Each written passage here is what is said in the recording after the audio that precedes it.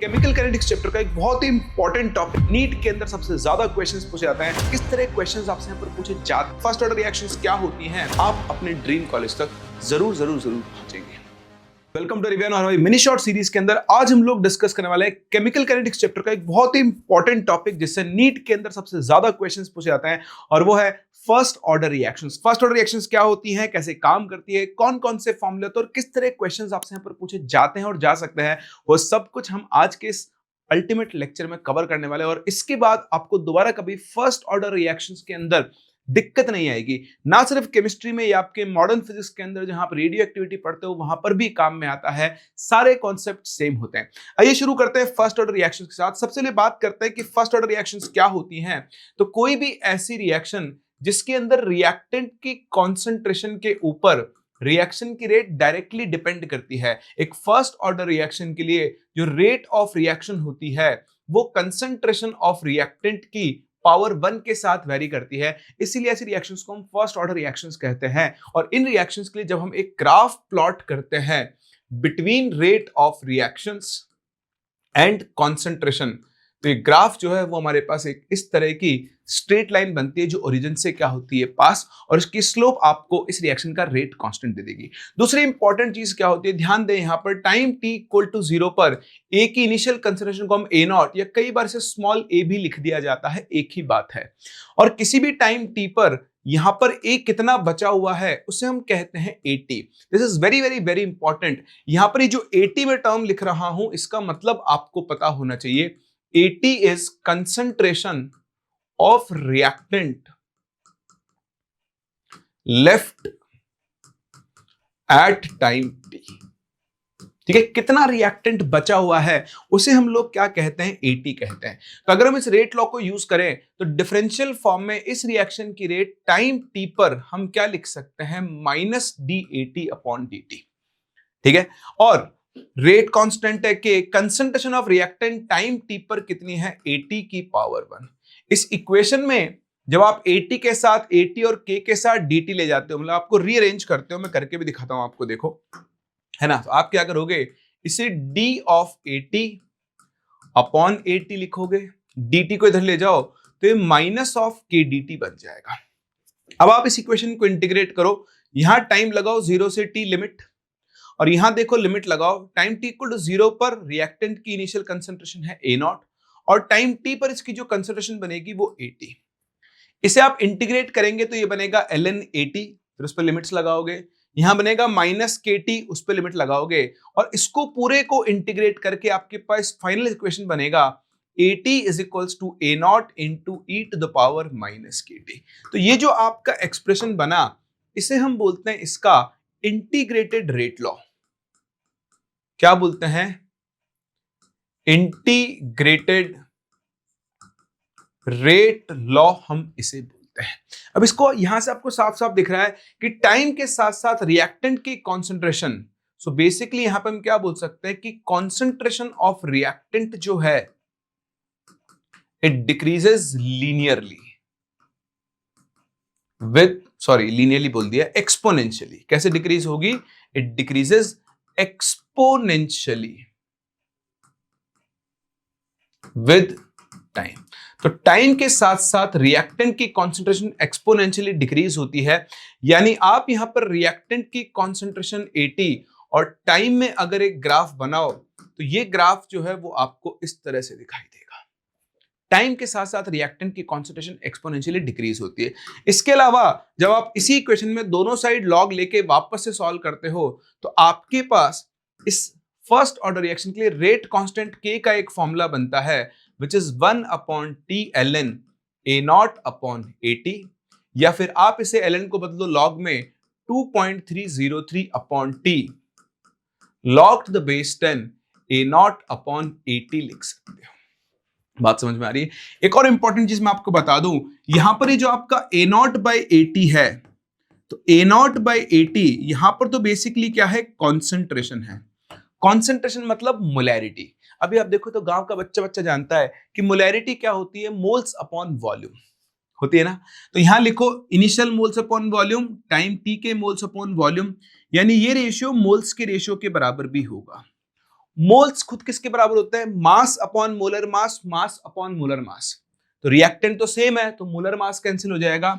Same ratio को आप मास के रेशियो के बराबर भी लिख सकते हो, या मोल्स से नंबर ऑफ पार्टिकल्स निकाल लो, तो नंबर ऑफ पार्टिकल्स का रेशियो भी क्या आएगा? सेम। तो ये भी एक बहुत ही इंपॉर्टेंट चीज है, ये आपके रेडियोएक्टिविटी में भी बहुत काम में आता है। यानी अगर आपको इनिशियल कंसंट्रेशंस दी हुई है तो वैल्यूज यूज कर सकते हो, इनिशियल मास दिया है तो मोल्स वोल्स निकालने की जरूरत नहीं है, डायरेक्ट इनिशियल मास और टाइम टी के मास को आप यहां कंपेयर कर सकते हो, नंबर ऑफ पार्टिकल्स को भी डायरेक्टली कंपेयर कर सकते हो। तो ये आपके पास एक फर्स्ट ऑर्डर रिएक्शन के लिए रेट कांस्टेंट के का फॉर्मूला होता है। के और टाइम को आप ऐसे रिलेट कर सकते हो। फिर तीसरी चीज जो यहां पर आती है वो आती है हाफ लाइफ। तो जब आप एक फर्स्ट ऑर्डर रिएक्शन के लिए हाफ लाइफ कैलकुलेट करते हो तो हाफ लाइफ के लिए 80 की जगह लिख दो A0/2। ये लिख के आप सॉल्व करोगे तो इसकी हाफ लाइफ का फॉर्मूला बनता है ln2/k, या फिर आप इसे 0.693 अपॉन के लिख सकते हो। देखो फर्स्ट ऑर्डर रिएक्शन के लिए हाफ लाइफ का जो आपका ये एक्सप्रेशन बना, इसमें इनिशियल कंसिडरेशन का टर्म कहीं पर भी नहीं है। So t half is independent of initial concentration, है ना। हाफ लाइफ जो होती है एक फर्स्ट ऑर्डर रिएक्शन के लिए is independent of initial concentration of reactant. कौन सी रिएक्शंस के लिए? फर्स्ट ऑर्डर रिएक्शन के लिए। यानी फर्स्ट ऑर्डर रिएक्शन के लिए अगर आप हाफ लाइफ और इनिशियल कॉन्सेंट्रेशन में ग्राफ बनाओ तो वैसी कांस्टेंट लाइन आएगी, और ऐसा ग्राफ आपको सिर्फ और सिर्फ फर्स्ट ऑर्डर रिएक्शंस के लिए ही मिलता है। तो पहले तो आपको ये बेसिक आइडियाज होने चाहिए एक फर्स्ट ऑर्डर रिएक्शन के लिए। इसके बाद कुछ और इंपॉर्टेंट चीजें हैं जो आपको फर्स्ट ऑर्डर रिएक्शन के लिए ध्यान रखनी है, कि किसी भी फर्स्ट ऑर्डर रिएक्शन के लिए जो 75% कंप्लीशन का टाइम होता है वो 2 टाइम्स ऑफ टी हाफ होता है। 87.5% कंप्लीशन का जो टाइम होता है वो 3 टाइम्स ऑफ टी हाफ होता है, और टी 99.9% जो होता है वो 10 टाइम्स ऑफ टी हाफ होता है। इंपॉर्टेंट है, कई बार डायरेक्टली एग्जाम में आपके काम में आ जाता है। चलिए इसके बाद अगली बात में अगर आपसे बात करूं, इसे हम बोलते हैं कंप्लीशन टाइम। क्या बोलते हैं? कंप्लीशन टाइम, जिसे हम लोग टी 100% बोलते हैं। और ये ध्यान रखना, एक फर्स्ट ऑर्डर रिएक्शन के लिए टी 100% जो होता है वो इनफाइनाइट होता है। दैट इज एक फर्स्ट ऑर्डर रिएक्शन कभी भी कंप्लीट नहीं होती। ना सिर्फ एक फर्स्ट ऑर्डर, ऐसी कोई भी रिएक्शन जिसका ऑर्डर 1 या उससे ज्यादा है, first order, second order, third order, 2.5 order, ये कभी भी कंप्लीट नहीं होती है। सिर्फ 0 ऑर्डर रिएक्शंस ही कंप्लीट होती है।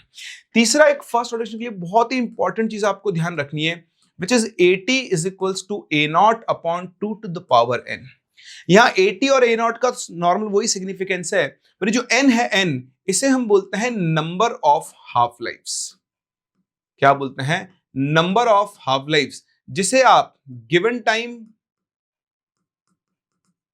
अपॉन टी हाफ से कैलकुलेट कर सकते हो। जैसे मान लो किसी की हाफ लाइफ 5 मिनट है और गिवन टाइम 20 मिनट है, तो 20/5 मतलब आपके पास 4 हाफ लाइफ्स हो गई है। ये इक्वेशन स्पेसिफिकली आपको ध्यान रखना है, use when given time is a multiple of t half. जब गिवन टाइम टी हाफ का मल्टीपल होता है तब आप इसे यूज करते हो। तो देखें, ये आपके पास फर्स्ट ऑर्डर रिएक्शन के कुछ इंपॉर्टेंट फॉर्मूलाज हैं जो आपको जरूर ध्यान रखने चाहिए, क्योंकि इनके ऊपर बेस्ड क्वेश्चंस आपसे लगातार पूछे जाते हैं। ठीक है, कैसे आपको यूज करना होता है? जैसे मान लो मुझे टी 99.9% कैलकुलेट करना है कि यार ये रिलेशन कैसे आया, तो मैं आपको एक बार यूज करके दिखाता हूं। एक फर्स्ट ऑर्डर रिएक्शन के लिए आपने के का फॉर्मूला लिखा 1/t ln A0/8, दिख रहा है? तो देखो मैं यहां से t को यूज करता हूं, क्या बनेगा? 1/k into ln। अब मुझे t कौन सा चाहिए? 99.9%, तो मैं लिख देता हूं। लो जी, सही है। ln ये क्या बना? A0/80। अब देखो A0 तो होता है इनिशियल कंसेंट्रेशन, और आपको बताना है 99.9% कंप्लीट हो गया है, मतलब रिएक्टेंट 99.9% खर्च हो चुका है। मान लो रिएक्शन आपकी होती A goes to products। ठीक है, समझ में आ रही है आपको बात? ये अभी आप देखो टाइम t = 0 पर ये है A0 और ये है 0, और जब आप t 99.9% पर पहुंचे हो तो मेरे दोस्त आपकी रिएक्शन 99.9% कंप्लीट हो चुकी है। बताओ बची कितनी? 0.1% ऑफ ए नॉट बचा, यानी 0.1 बाय 100, 10⁻³ ए नॉट। रिएक्टेंट इतना बच गया, तो 80 की वैल्यू हम यहां कितनी लिखेंगे? 10⁻³ इंटू ए नॉट। तो देखो बाबू, ए नॉट से ए नॉट तो गयो, 10⁻³ ऊपर आके बन जाएगा 10⁻+3। लॉग की प्रॉपर्टी पावर आगे आ जाती है, तो ये बन जाएगा 3 इंटू ln10/k।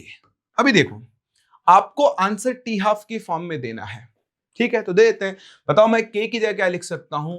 ln2/t half. तो आपको दिख रहा है टी हाफ का टर्म ऊपर आ जाएगा। तो आप ध्यान से देखो, t 99.9% कितना बन जाएगा? 3 इंटू ln10/ln2 इंटू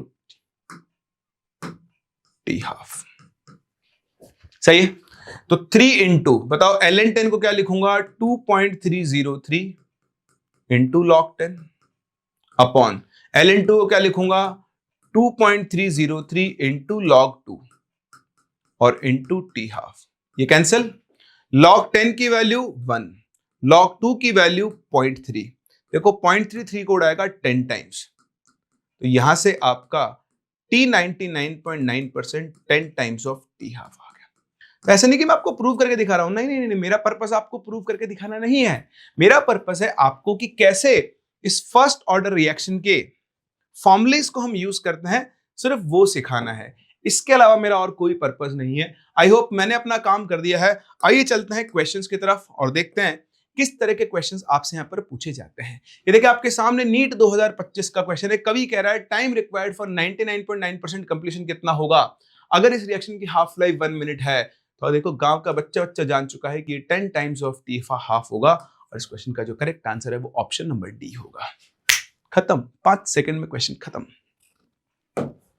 चलिए, नीट 2022 का क्वेश्चन है, the half life of a first order reaction is 2000 years if the concentration after 8000 years is 0.02 then the initial concentration was। तो देखो फर्स्ट ऑर्डर रिएक्शन की हाफ लाइफ 2000 है। क्या given time half life का multiple है? जरा पीछे चलो, थोड़ा आगे चलो, ये रहा।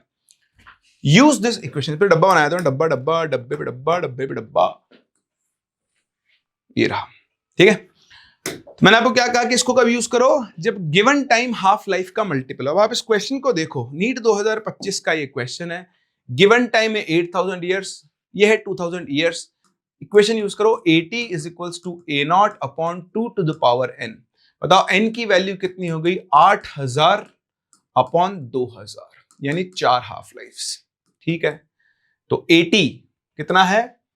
Concession after 8000 years 0.02। A not आपको निकालना है अपॉन 2 की पावर 4। तो 2 टू पावर 4 कितना हो गया? 16, है ना? इसको इधर भेज दो, 16 टू 32। तो इनिशियल कंसंट्रेशन 0.32 मोलर रही होगी, यानी correct answer to this question is option number B. समझ रहे हो आप? कब कौन से दो ही फॉर्म्स है, एक है k equal to 1/t ln a not upon 80, और एक है आपके पास 80 is equals to a not upon 2 to the power n। कब किसको यूज करना है, वही सबसे important part. NEET 2022, for a first order reaction a goes to products, initial concentration of a is 0.1, ठीक है, which becomes 0.001 molar after 5 minutes. Rate constant निकाल दो, इसमें कुछ नहीं करना, लिख दो k इज इक्वल्स टू क्या बना बाबू? 1/t ln a not upon 80। तो रखो वैल्यूज, k ही तो निकालना है। तो टाइम लगा 5 मिनट। देखो आंसर भी मिनट इनवर्स में देना है। अगर आंसर सेकंड इनवर्स में देना होता तो मैं यहां पर 5 मिनट को सेकंड से बदल देता, ठीक है जी। ln a not initial concentration कितनी है? 0.1 अपॉन टाइम t पर कंसंट्रेशन कितनी है? 0.001, यानी 10 टू पावर -3। देखो इसको कैंसिल करके 10 टू पावर 2 बन जाएगा, 1000 ऊपर आ जाएगा। लॉग की प्रॉपर्टी, पावर को आगे ले लो, तो बन गया 2/5 इंटू ln10 हो गया 2.303 इंटू log10। तो देखो log10 तो हो गया 1, ठीक है। अब नीचे 5 आ गया ना, डिवाइड मत करो आप, तो ऊपर 2 से मल्टीप्लाई कर दो, नीचे कर दो। 5 2 ज़ा 10, ऊपर देखो 4 इंटू 2.3, तो 9.2 आंसर आ जाएगा 0.92 मिनट इनवर्स। है क्या कहीं पे? हाँ है ना, ये रहा correct answer to this question is option number A. Simple equation को यूज करना है। चलिए जी, नीट 2022 का एक और question, the rate constant for a first order reaction is 4 point इतना 10⁻³ second inverse, the time required to reduce 2 gram of the reactant to 0.2 gram. अभी मैंने आपको थोड़ी देर पहले सिखाया था कि एक फर्स्ट ऑर्डर रिएक्शन के लिए K इक्वल टू आपने लिखा है 1/T ln A0/AT। अगर मास दिया है तो आपको मोल्स निकालने की जरूरत नहीं है, आप डायरेक्टली सेम इक्वेशन को ln A0/AT को आप W0/WT लिख सकते हो। सिखाया था, बस रखो वैल्यूज 1/, बताओ समय कितना है, समय ही तो पूछा है। ठीक है, तो भाई समय बताते हैं, T is equals to 1/K। K की वैल्यू है 4.606 इंटू 10⁻³ ओके जी। ये ln को बदल दो लॉग में तो 2.303 इंटू लॉग, पहले बदल लो बाद में बदल लो, वो आपकी इच्छा है। W0 2 ग्राम, WT 0.2 ग्राम, आइला ये तो 10 हो गया, और log 10 कितना होता है 1, बस खत्म। ये इसको 2 टाइम्स उड़ाएगा, 10⁻³ ऊपर जाएगा तो बन जाएगा 1000/2। देखो K की वैल्यू सेकंड इनवर्स थी तो टाइम अपने आप आ गया 500 सेकेंड्स। क्वेश्चन खत्म। अब कुछ लोग यहां सोचते हो कि सर मोलर मास नहीं दिया है, मास कैसे निकालो? तो मास निकालने, मोलर मास निकालने की या मोल्स निकालने की जरूरत नहीं है। आप ये ध्यान रखें, फर्स्ट ऑर्डर रिएक्शन के लिए फायदा है, आप कॉन्सेंट्रेशंस का रेशियो ले सकते हैं, आप मोल्स का रेशियो ले सकते हैं, आप मास का रेशियो ले सकते हैं, और आप नंबर ऑफ एटम्स का रेशियो भी या नंबर ऑफ मॉलिक्यूल्स का रेशियो भी डायरेक्टली ले सकते हैं। चलिए जी, नीट 2018 का क्वेश्चन है, what is the correct difference between first and second order reactions? Okay जी, और first order reaction can be catalysed, second order can not be, तो बिल्कुल ही गलत है। किसी भी ऑर्डर की रिएक्शन को आप कैटलाइज कर सकते हो। The half life of first order reaction does not depend on A0, ये बिल्कुल सही है। The half life of a second reaction does depend, ये बिल्कुल सही है, और यही मेरा आंसर हो गया है C. Rate of first reaction does not depend on reactant concentration, गलत है, डिपेंड करती है, डायरेक्टली प्रोपोर्शनल होती है। The rate of a first order reaction does depend on reactant concentrations, the rate of a second order reaction does not depend, ये भी गलत है। भाई फर्स्ट ऑर्डर रिएक्शन के लिए रेट का फॉर्मूला क्या बनेगा? K इंटू A की पावर 1। सेकंड ऑर्डर के लिए क्या बनेगा? K इंटू A की पावर 2। अपना आंसर तो अपने पास आ ही चुका है। लीजिए, नीट 2017 का क्वेश्चन देख रहे हो विनोद, सेम क्वेश्चन रिपीट हुआ। ये 17 में था और ये 22 में आया, सिर्फ डेटा बदल दिया। अ first order reaction has specific reaction rate. अब यहां कुछ लोगों को कंफ्यूजन होगा, सर ये स्पेसिफिक रिएक्शन रेट क्या होते हैं? बाबू के रेट कांस्टेंट को ही स्पेसिफिक रिएक्शन रेट बोलते हैं। ठीक है जी। How much time will take for 20 gram of reactant to reduce to 5 gram? लगा दो, T is equals to 1/K into ln W0 20, WT 5, 4 बार गया। ln 4 को आप 2 की पावर 2, यानी आप इसे 2 इंटू ln 2/10 लिख सकते हो। तो 2/10 ln 2 होता है 0.693, कर दो मल्टीप्लाई, 6 8 1 2 12 और 1 13, 1.386/10, तो 0.1386 सेकेंड्स। ऐसा इसके हिसाब से तो ऐसा ही आ रहा है, कहां गलती हो रहा है भाई? इसमें आंसर आ रहा है 138.6। मुझे लग रहा है ये मिसप्रिंट हो गया, शायद ये 10⁻⁻5 होगा। नहीं, रुको जरा, मैंने गलती कर दी। -2 है ना यार, ये -2। I am very very sorry. देख रहे हो विनोद, गलती हो जाती। 138.6 सब कुछ सही है, मैं गलत हूं। ये 10⁻⁻2 था, मैंने इसको 10 ले लिया था। ऊपर आके लास्ट में 100 से मल्टीप्लाई होगा, 1.386 को 100 से मल्टीप्लाई कर दो, आपको अपने क्वेश्चन का करेक्ट आंसर मिल जाएगा, ऑप्शन नंबर बी। सही है। चलिए, नीट 2016 का question, the rate of a first order reaction is इतना एट 10 सेकेंड्स एंड इतना at 20 seconds after initiation of the reaction, half life period of the reaction बताना। बहुत अच्छा क्वेश्चन है ये कंफ्यूज करता है, बट है कुछ भी नहीं इसके अंदर। आप देखो, आपकी एक रिएक्शन है, A goes to product, time t equal to 0 पर ये A0 रहा होगा, time t equal to 10 seconds पर ये A10 रहेगा, और time t equal to 20 seconds पर मान लो ये A20 हो जाएगा। कवि ने कह रखा है रेट की वैल्यू। तो देखो, अगर मैं 10 सेकेंड्स पर रिएक्शन की रेट लिखूं तो बनेगा k into concentration of A at 10 seconds. अगर मैं 20 सेकेंड पर लिखूं तो बनेगा k इंटू A की रेट एट 20 सेकेंड्स। तो आप यहां पर चाहो तो rate at 10 seconds upon rate at 20 seconds का रेशियो निकाल लो, तो बन जाएगा A10 अपॉन A20।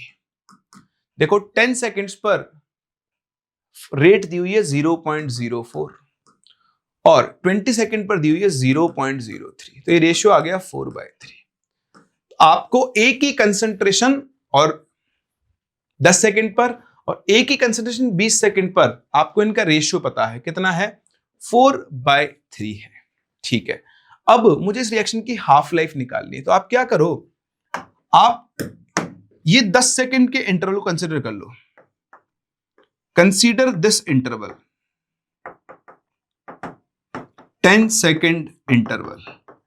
इस 10 सेकेंड के इंटरवल के लिए अगर आप K का फॉर्मूला लगाओ 1/T ln A0, तो देखो इस 10 सेकेंड के लिए ये इनिशियल कंसंट्रेशन बन गई है A10 अपॉन 10 सेकेंड के बाद ये कितना बचा? A20। तो आप वैल्यूज रखो 1/10 into ln A10 upon A20 की वैल्यू है 4/3। तो ये इस रिएक्शन के लिए रेट कांस्टेंट K आ गया। लेकिन आपको K नहीं बताना, आपको बतानी है हाफ लाइफ। बताओ हाफ लाइफ का फॉर्मूला क्या होता है? ln2/K। क्या होता है? ln2/K। रखो वैल्यूज, ln2 को ln2 और K की जगह आप क्या लिख दो? ln4/3 को ln4 माइनस ln3 अपॉन 10 लिख रहा हूं। तो देखो 10 आ गया ऊपर, ln2 को लिखो 2.303 log 2। ठीक है, ln4 को लिखो 2.303 इंटू log 4 माइनस ln3 को लिखो 2.303 इंटू log 3। 2.33 ये सब गया, देखो 10 इंटू log 2 होता है 0.3 अपॉन log 4 को आप 2 log 2 लिख सकते हो, 2 इंटू log 2 हो गया 0.6 और log 3 होता है 0.477, तो 0.48 लिख लेता हूं। तो ध्यान से देखना, ऊपर तो बन गया 3 अपॉन 0.6 में से 0.48 गया तो 0.12 बचेगा। इसके भी पॉइंट हटा के ऊपर भेज दो तो 12 बचा, 4 3 12, 3 से 6 से डालो, जो 2 से डालो, ये बच गया 6 और ये बन गया 150/6 यानी 75/25 आ गया ना। हाँ यार क्या कर रहा हूं मैं, क्या हो गया मुझे भाई? ओहो, तो ये आ गया 25 और 25 क्या आया? मिनट या सेकंड? सेकंड्स। तो देखो 25 तो कोई है ही नहीं, 25 इसलिए नहीं है क्योंकि मैंने अप्रोक्सीमेशन लिया है, इसको 0.47 लिया है, इसको 0.3010 होता है, तो उसके हिसाब से 25 के क्लोजेस्ट आंसर कौन सा है? ये रहा ऑप्शन नंबर ए। तो ये मेरे इस क्वेश्चन का करेक्ट आंसर होगा। तो नीट 2016 अपने आप में डिफिकल्ट रहा हुआ है, फेज 1 फेज 2 दोनों ही, बट आप समझे ये क्वेश्चन है, ये इसकी कैलकुलेशन है, कैलकुलेशन थोड़ी ज्यादा है। अगर आप एग्जैक्ट वैल्यू लेकर सॉल्व करोगे तो आपको 24.1 आ जाएगा, बट मेरा काम अप्रोक्सीमेशन से चल जाएगा क्योंकि ऑप्शंस एक दूसरे से बहुत दूर दूर है। सही है, चलिए देखो नीट 2007 का question. If 60% of a first मतलब AIPMT of a first order reaction was completed in 60 minutes, 50% of the same would be completed in approximately। तो भाई साहब ये फर्स्ट ऑर्डर रिएक्शन की हाफ लाइफ पूछ रहा है आपसे, 50% कंप्लीट करना है मतलब हाफ लाइफ चाहिए। तो पहले आप गिवन डेटा से इसका K निकालो। K is equals to 1/T। बताओ समय कितना लगा? 60 मिनट इंटू ln A0। अब देखो A0 तो A0, 60% कंप्लीट हो गया तो बचेगा कितना? हाँ 40%, तो ये बचेगा 0.4 A0। A0 से A0 गया, ध्यान से देखो 10/4 तो बन गया 1/60 इंटू ln को बदलो log में 2.303 इंटू log 10/4 को आप 5/2 लिख दो, तो इसे आप log 5 माइनस log 2 लिख दो। देखो कवि ने वैल्यूज दी हैं, log 5 कितना? 0.69, log 4 है 0.6, log 2 इसका आधा हो जाएगा क्योंकि 4 को आप 2 log 2 लिख सकते हो, तो 0.3। ठीक है, तो देखो 1/60, वैसे अभी ये करना नहीं चाहिए था मुझे, छोड़ दो एक बार, 2 मिनट रुको जरा सब्र करो। देखो ये A0 और ये 0.4 A0 इतना दिख गया ना आपको, A0 से A0 कैंसिल, तो ये बन जाएगा ln 5/2। लेकिन मुझे चाहिए half life which is ln 2/K।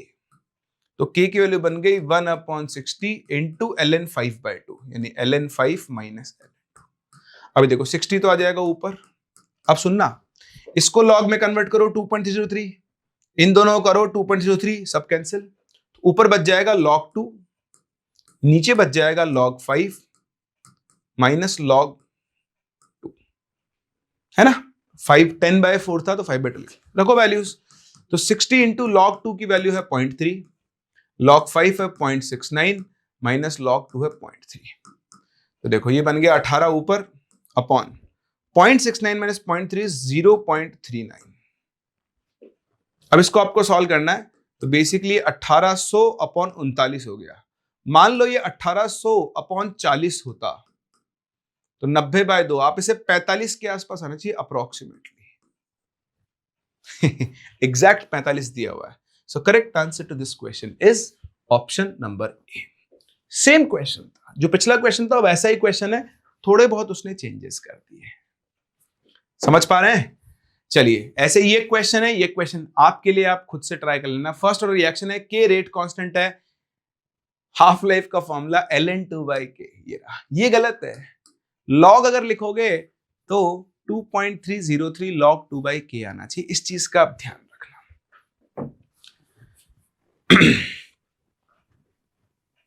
ये भी आप कर सकते हो। रिएक्शन देखो, अच्छा क्वेश्चन है ये, नीट 2007 का है। For a first order reaction A goes to B, the reaction rate at reactant concentration इतना इज इतना।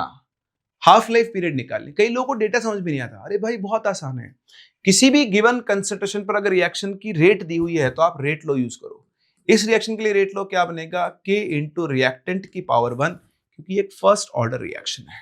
तो बताओ रिएक्शन की रेट कितनी है, 2 इंटू 10⁻⁵। K पता नहीं, A की वैल्यू है 0.0, तो यहां से आपको K मिल गया। देखो 2 इंटू 10⁻⁻3, और यहाँ यूनिट बहुत इंपॉर्टेंट है, मोल पर लीटर पर सेकेंड। तो फर्स्ट ऑर्डर रिएक्शन की रेट कांस्टेंट की यूनिट होती है सेकंड इनवर्स। अब आपको बतानी है हाफ लाइफ, तो हाफ लाइफ का फॉर्मूला हो गया ln2/k which is 0.693 upon k। देखो 10⁻³ ऊपर गया, 1000 से मल्टीप्लाई हो जाएगा, ये हो गया 693/2। 2 3 = 6, 2 4 = 8, 2 6 = 12, 346.5 यानी अप्रोक्सीमेटली 347 सेकेंड्स। क्वेश्चन खत्म। सही ना? देखो कितना आसान क्वेश्चन था। चलिए, तो ऐसे ही बहुत सारी चीजों की आप रिवीजन कर सकते हैं, आप टॉपिक वाइज रिवीजन कर सकते हैं अरिविहान की ऐप पर। यहां पर आपका होता है पर्सनलाइज पाथ, जहां पर हम आपको कंडेंस्ड डिटेल लेक्चर्स देते हैं जिनसे आप अपना क्विक रिवीजन कर सकते हो। उसके बाद आप अपने लिए चैप्टर वाइज और चैप्टर के अंदर टॉपिक वाइज, जैसे मान लो केमिकल काइनेटिक्स में आपको फर्स्ट ऑर्डर रिएक्शन के क्वेश्चंस की प्रैक्टिस करनी है, तो लेवल 1 से लेकर लेवल 5 तक के अलग अलग क्वेश्चंस की हम आपको प्रैक्टिस करवाते हैं। हर लेवल की प्रैक्टिस करने के बाद आप अपने टॉपिक के ऊपर ग्रिप बना लेते हो। चैप्टर वाइज टेस्ट देने के बाद इसका एनालिसिस होता है और आपको आपके वीक टॉपिक सजेस्ट किए जाते हैं, और जो भी आपके वीक टॉपिक्स रह गए हैं उनकी आप वापस से टॉपिक वाइज प्रैक्टिस करो। जब आप उनकी लेवल वाइज प्रैक्टिस करोगे तो अपने वीक टॉपिक को स्ट्रॉन्ग टॉपिक में कन्वर्ट कर लोगे, और फिर आपके सिलेक्शन को कोई नहीं रोक सकता, आप अपने ड्रीम कॉलेज तक जरूर जरूर जरूर पहुंचेंगे।